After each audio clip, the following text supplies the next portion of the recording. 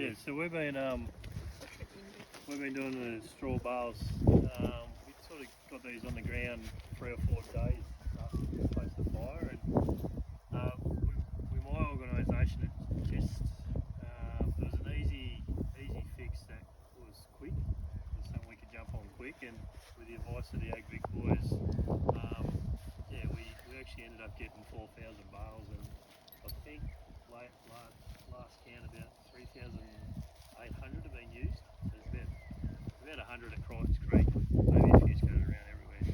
But this is just a demo of the setup, so you wouldn't set it up here, obviously. I'm sure you're all aware of that, but it's just a demo of the brickwork setup. So it's just one way of doing it, and the idea is the catchment area, first row, you do leave a gap, and there's no rules with the gap, but I just on boot size. That's all I do. So it's just the boot size, and you just try and make sure you alternate it. It's just like a brickwork construction, and it's the term we always use. So to strengthen that, these ones are double wooden staked at the front because they get the most pressure wherever they are. We've just been single wooden stake in the other ones behind it. There's plenty of stakes at Crichton. You could do double on all of them if you wanted to, but and I'm a bit pedantic with some of this. I actually trenched the front row in, so probably only about that much, just so that front edge that's not exposed up top, and you can't get the brow or whatever thing under it. So you don't have to do that. It's just the way I looked at it. But yeah, so that's been a setup, or a single row. As I was saying before, you can curve it up to capture the water. So the critical component of it is where you place it. So everyone on your own farm, you know where your drainage line is, you know where the water runs in on a good season. So you guys know best where's the best place to place it. Because I have seen some, and these are mainly absentee landholders who utilised it, but probably didn't place them in the right area. So maybe their knowledge wasn't as great or whatever. So that 60 mil that Ruffy had, 3 weeks ago, some of them didn't work. So, but some that were placed in a good area have probably caught sediment, up to there. So it's sort of done its job. And with this, we leave it because it can just decompose. So we don't have to come back and collect it, and the landholder, it just slowly breaks down. So except probably the string. But yeah, so that's and you see the core logs in the back of my ute. I didn't get them out, so they're filled with straw as well. Some people have been using them. We got them made. They're bigger than the first lot we got made, and it's a similar principle with them. Okay, and you just stake them in as well. Combination of you put core logs in front of this front row here just to strengthen that. A landholder up the road, he used a single row of straw bales, and behind it he windrowed like a setup, timber sticks that were burnt. So he had that as well, and it's pretty good setup. So anything that's just going to assist you catching that sediment going forward. Our biggest issue now, and after that 60 mil, there is erosion everywhere in the waterways. So this is outside of dams. This is more probably in the upper areas. There's going to be a lot of challenges going forward in that space. But we're thinking in some of the tops of the tribs and the gullies, this setup can assist with that, even the erosion. Just try and slow it down a bit. Until we get that vegetation back, this could go for a long time. So we know that there's a property on Crichton's a week before the rain. There was no island there, and I went back, and the sand island was 80 metres long and 1.5 high across their forward crossing. You couldn't see it. So that's from one rain event coming out, and we're seeing that everywhere. And then bank erosion, that's massive, and then obviously that fires up with landslips. So for us, that's probably the next stage of our work, to assist landholders in that space. And we do have funding. We were lucky enough to get some 2 weeks ago. So yeah, I'm starting to get a lot of calls, but we can't fix everything. That's the problem. We try and prioritise it, and yeah, it's a sort of a site-specific observation that we base what we do from there. Yeah, so it's been good. A lot of landholders have taken advantage of this, and it does work. But the critical one is setting it up in the right spot. Yeah, it's critical. Yeah, any questions? I like the way. So it might probably set one up on our dam for our 3 entry points, and it's worked well so far. But do you think it's only one road? Do you think it's worth putting up another Yeah, road? I would, because that row would have received that 60 mil. Well, we've still got some here, Yeah. for sure. And that's one of the that 120 bales still crying down. It's there to be used. And what can that be? It's not useful. But yeah, we still want to use it. Yeah. I'd be setting up another road. Did your first row, or did the single row have gaps between the bales, or did you sort of butt them? I think he butted them all. Yeah. And so you'll probably see that will now sediment will transfer behind it, Right. behind it. Yep. And so, like I said, it's all about how much you can store Yep. in that runoff. So it's probably at the where it's At the supposed to be. maximum. Yep. So another one will do that. And I particularly just like how Corey set this up. Like you want it, there's a few rows like this, tapering back, especially if you're in a gully, because you can get a good strong first sort of bale, and Yep. like a pyramid, it'll keep going. And Yep. in a slight depression, really great setup. So how good is cracker, and just you get sediment storage in between. Yep. Got enough space in here, it'll start to store in here as well. And Yep. yeah, Corey's gaps in there as well. That's how you want it. And I did see last week the Crichton Creek property in terms of the mesh sediment trap. So this was just I was telling you, this was just a paddock fence, and I haven't printed it out, so it is on my phone. But, and it happened to go through a gully, the top of the gully too. And I was walking along coming down to my structure just to make sure it survived from the rain event. And I walked along the fence line, I'm looking, and it was unbelievable the amount of sediment and sand it caught, and it was still standing. It would have been 3/4 high. I was really impressed, and that's that mesh setup, so, which works really well.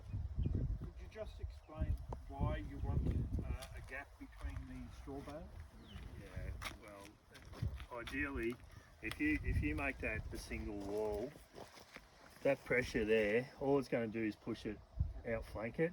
So you want it to trickle through. So you don't want to rush, and then that trickle through hits there. So it slowly lessens in velocity as it gets to that last one, and drops its sediment. Yep. If that makes sense. Yep. So, and then you can get the build up going through. Right. So Yeah. Our colleague that Brad was talking about before from Alex Terry, he talks about if you can slow the water. Yeah. This is he's done much more of it than I. I'm an absolute rookie at this stuff. But he talks about if you can slow the water by 15%, you'll drop out 80% of the sediment. So most you actually people don't have to slow it by a heck of a lot to have a fairly low effect on what's going on. Most people do make it a wall because it's just easy to do, isn't it? I'm not sure, but they just go, oh, let's build a wall and that's going to protect there. But they don't understand that it's just going to it'll just push it out. It'll outflank it, that's right. And the pressure, if they haven't secured that well enough, it just blows it out. I was going to show, there's one, and it's just sort of lengthening the flow path. Does that sort of make sense? So now instead of going 3 metres into the dam, it's 4 metres, 5 metres by the time it jiggles through and it drops out. That sort of one you can do, but needs a bit more attention. Like that's a side embankment, that's like an embankment one, and you sort of got to pay a little bit more attention. Something like this is trenched in, like Corey was saying.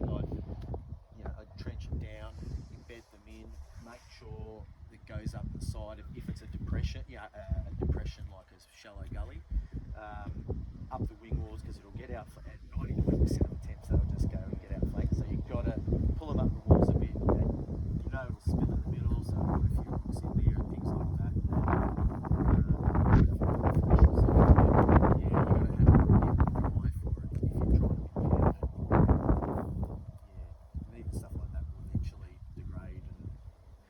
over usually before then. Whereas this one's a bit easier. You'll get a ton of storage. Blow back a bit. But nice and wide, so read your landscape, take it as best you can to capture most of the flows. So the biggest one I've done is the other side of Ruffy, and the bottom row was 30 bales. I think I went 25 and then 20. So that land hole I got bales.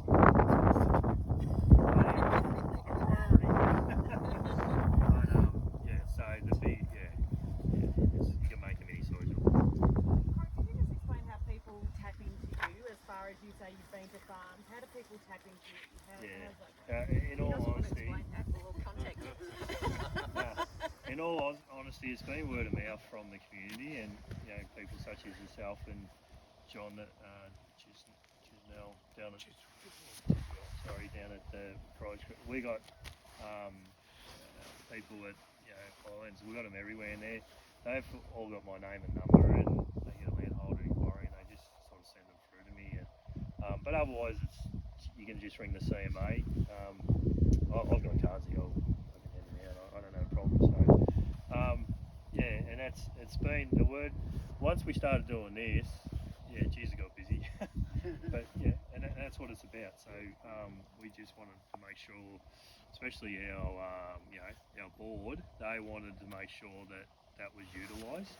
And they're all patting each other on the back up there because they think it was actually, that's on camera. I didn't say that.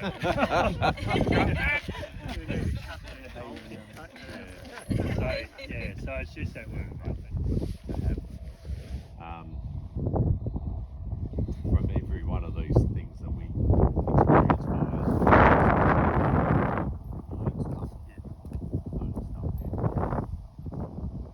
what I found difficult was the time aspect.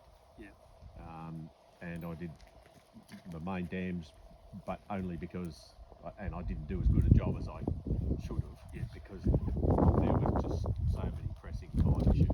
And I was thinking to myself, there's got to be heaps and heaps of dams, especially on absentee owner properties, that aren't going to get the load, because the people just aren't there or haven't got the time dealing with stock and all those issues.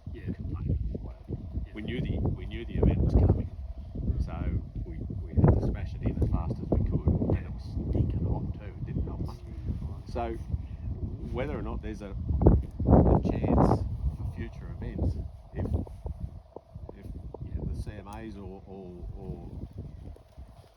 we've got lots of people that were pretty keen to help. That's right. On the peripheral of the fire. Of course, the difficulty is getting them in through roadblocks and all that sort of stuff. Most fires, we're not usually going to have a biblical rain event right on the back of it. Some we do, not the first one. But whether or not there's some work that we can do around that for the future. I think they try to engage. There's very, very early discussions with Blade to assist landholders with the placement of the straw prior to that forecasted rain event. But obviously that didn't get up.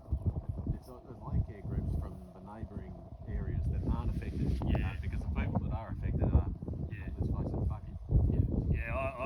I understand, because that's when I was the busiest. Because I ended up doing a lot of properties because people just didn't have the time to do it. And I didn't mind it, but I'm only one person, so it got a bit tricky logistically. But no, I'd certainly take note of that, because, and that's the feedback I provided to work already, and we'll do so, because there's going to be a lot of post meetings about what we've done. Because we know the importance of our water. And if there was a fire in a neighbouring community, I'd be pretty keen to bloody get on the bandwagon with the straw bale jobs and make sure that those. And I think that seeing the excellent buy-in from landholders with the 4,000 we got, that's enough for me. That's enough of a trigger to go, okay, we never want to see this again. But if it does happen again, we know this works. We know it's a need for the landholders, and they want to use it. So maybe the process can be a little bit different then. And- Corey, it'd be really good if you had a video, because we asked for stuff early on and we labelled to the land care group. I said, well, I think this would be one of the things you could help Yeah. with the water. And I said, well, when are we having the field day? Well, we couldn't get people up. But to have a video, Yeah. like just on this bit, Yeah. because then people would have put in, perhaps wouldn't need you, but if someone was putting in the stake. I suppose you could sort of look at, alright, if that's your only water source, you can try dig and well it, because I have dug, and you go, oh, there's water right just under your feet, and you can sort of get a well going. And Katie, you said you had some success with We a did it for similar a approach. drought situation. We will just, it was only about this big, Mm. and we just dug an area out, and that was able to be continually filled with water. And obviously, not all the stock would be on it at once, but they managed to work themselves out. So we didn't have to worry about the whole dam capacity. We just Just have to did some suck out. into it. Yeah. Yeah, and that's why I reckon in these environments too, especially where you've still got a lot of runoff, you could do something like that, like dig a well, but if you could upend, say, a culvert ring on top to allow for subsequent flows, because if you just dug the hole, it'll just refill as sediments remobilise. So, and that will happen for months. So, but if you could sort of dig it and get like a ring culvert just sitting proud, so it doesn't matter if it fills up around it, it'll go around it and out the bypass. You've still got access to water type of thing. It's just an access issue, then you can pump or siphon out of something like that. It's just stopping more sediment. What do you see a year later? Yeah, it just grasses. Yeah, if nature's pretty good. Any plant, things start to grow over it. And I remember on some fires you can pick it. It's very loose sediment. You can sort of spongy ground at times. You get big deltas of sediment, and you go, oh, that's from that. You wouldn't know it, but you sort of go, yeah, and it just sort of grows over. You have to be mindful of where sediment ends up. And one thing, just while we're here, I'll just talk about dams. Well worth checking your dam spillways, because as you can see here, besides behind these sort of three strapping, for example, as a gentleman behind us right here, is how debris catches in spillways. And if you're gonna, whether they're fenced or not, it doesn't matter, because usually with a big flush of rain, you can get logs, rocks, junk, whatever. And if that starts to jam up in your spillway here, and the next time you get a high level, your water level might pop out somewhere where it's not supposed to. Like your spillway is designed to handle flows and dam walls. So just checking, and as part of your regular farm maintenance as you're driving around, but you will get debris. You want to make sure spillways are clear, that they can handle and accommodate the flows that are going through. Because once it builds up, freeboard comes up here, and if you've got another spillway on the other side, like there's a bit of a low pressure, great. But if it starts popping over the dam wall, you start to worry a bit there. So yeah, just with deposition of material coming down, whether it's here or in the spillway, keep checking.